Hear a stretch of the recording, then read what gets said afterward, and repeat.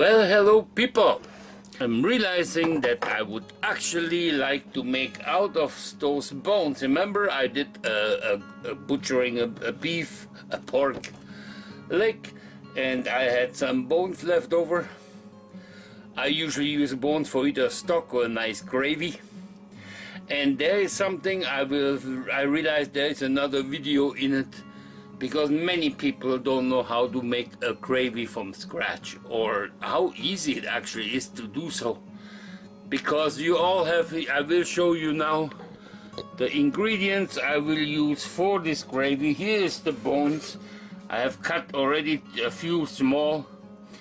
If you have anything like this, keep all rest of meat on stuff. If you have just a little bit, keep it in the freezer, add to it till you have enough. Those are pieces from the meat, fatty muscles I did not want to use, so I put them in with those bones. Some of those bones are just too big, so I have to make it smaller. Now do not forget, I have a bone knife. It is so heavy, it's almost like a hatchet. It is especially just for bones. If you have this, you may have to do it outside with an axe or something to get it smaller bones, or just use it in a, well, this one looks a bit dangerous for me too. I will not cut this, because if I slip off, I'd be hurting like the dickens. But you just make sure you get them small. I will be very careful, because underneath I have a marble top. I do not want to crack the marble. But there it is, a smaller piece.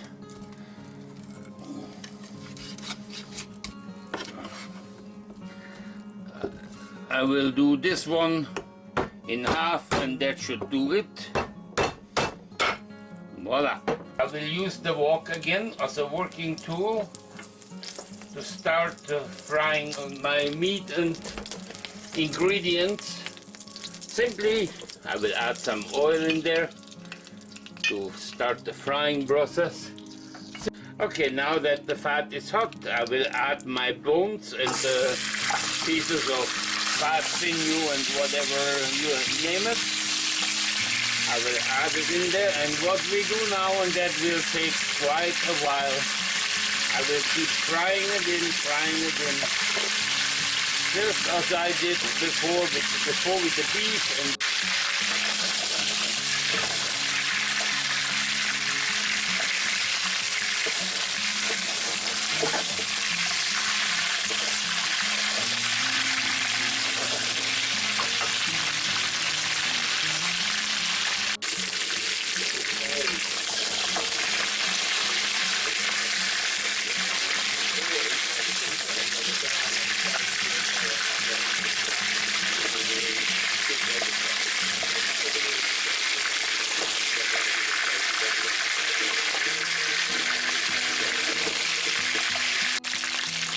well, here you are. You see, I'm getting there. I keep turning, making sure that all pieces of the bones, all sides, hopefully get some real good exposure and some brownness. This creates those roasting aromas you want to give flavor to your gravy afterwards. The meaty flavor, the nice. That's what makes all the difference in taste and also appearance afterwards. So I will give it a little bit more. It's getting very near. In the meantime, I've been cutting some root vegetables here. I will get some celery now outside, like green. But this is onions again, carrots. If you have, if you have celery, you add some celery. Root celery would be nice, like in Europe you would use root celery.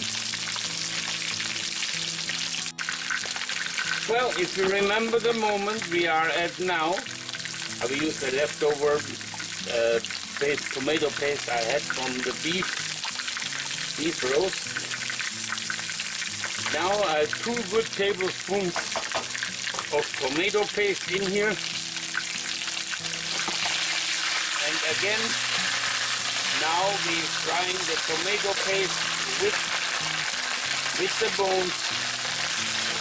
And from now on you have to be a bit more present. You see a lot of liquid fat in there. After we do some part of this frying, I will separate some of this fat, just not to make, this is basically oil. There's no other fat in there, so I don't want to have a too oily sauce.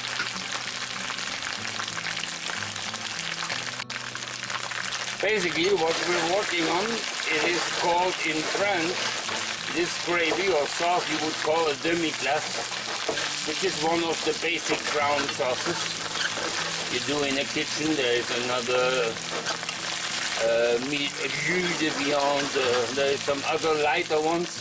But this is your basic gravy where you derive everything else from. I will add a little bit more tomato paste. I have a feeling it's fairly easy. Now again, we are cooking the tomato paste into a color, and it will start sticking on the bottom. That means we have to do the same as we did before with the beef roast. We have to deglaze. I usually would use some wine, but I will not work with wine today. I will just use water. I have also no stock, because I decided not to make stock out of those bones. I make the gravy to show you how to do it. It's basically just a rerun. I will do my first deglazing now. I will deglaze this 2 or 3 times to ensure a real good color of the sauce after. During the deglazing part, it's important to scrape the bottom to get all the, as you can already see from the rest of the tomato paste, we have gone to some darkish brownish color already. This means perfect timing with the deglazing. I want you to see what kind of color we are already dealing with, simply from frying the meat and then adding the tomato paste and deglazing now and then.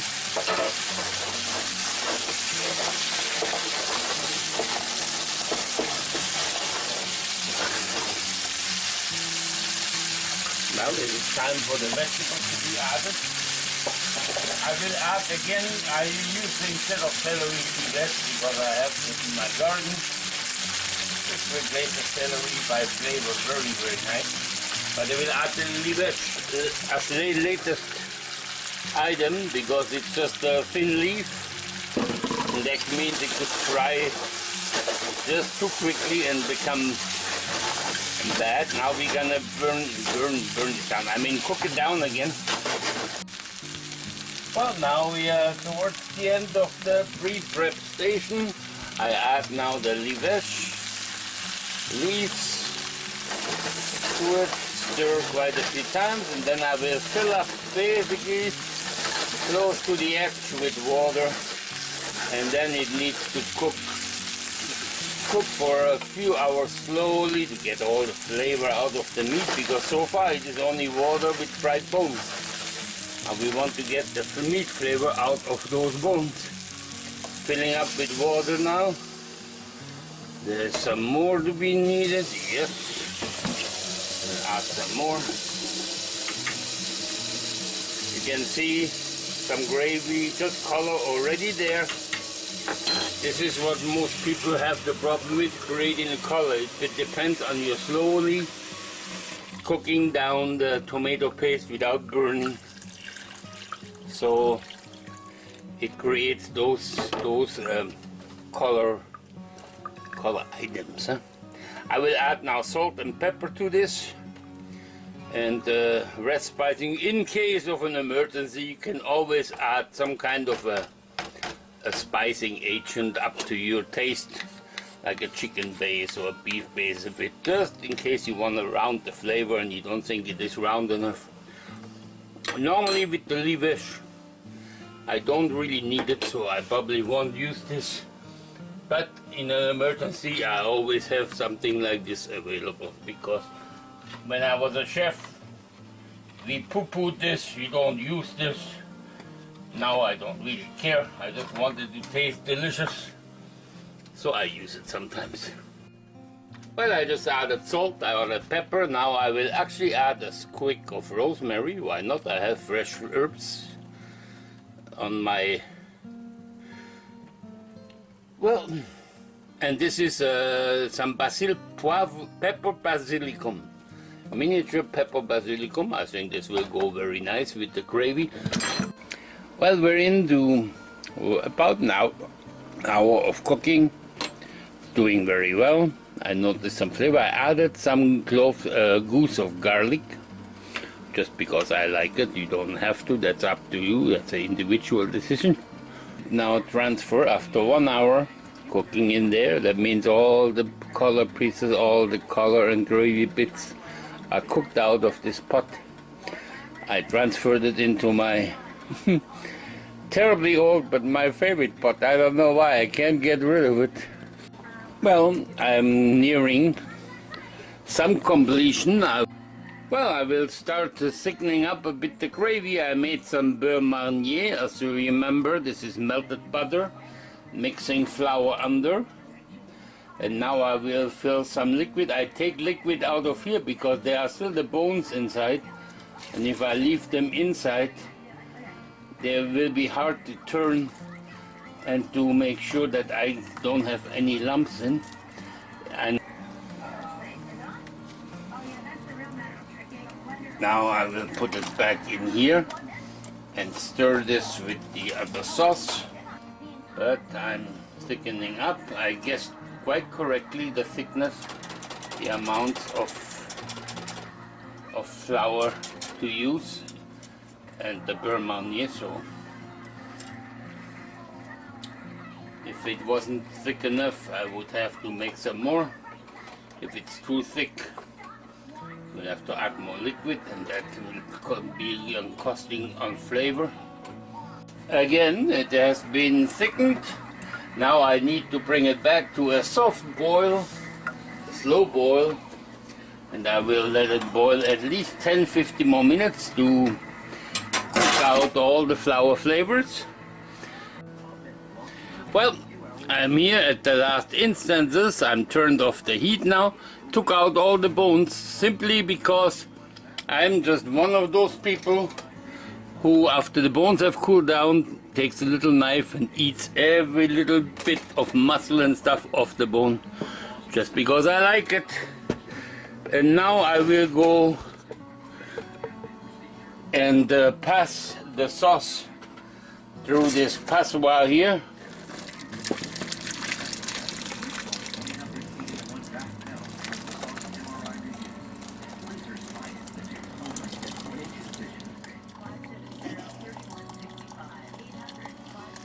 Well, this will be,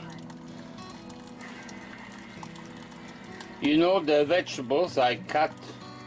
I didn't peel the onions. I used the skins, the whole thing. With the garlic, the same. I just cut garlic cloves in pieces. Never mind peeling them, because I knew I would not keep the vegetables this time. There is no passing it through a passoire. You could do that, of course, if you feel so. But since I'm making it only for the gravy, I have no need to have too much. The vegetable flavor from the vegetables have already been in there, passed on. Now you have seen how to make homemade demi-glace, totally from scratch. And if you want to take a look here at the consistency, you can see the color is nice. Let's see the flavor. Oh my God. Delicious. Delicious stuff. I did good.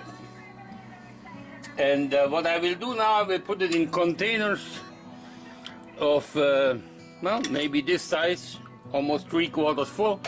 Freeze it, and after it's frozen, turn over the container and put the frozen block in a plastic bag.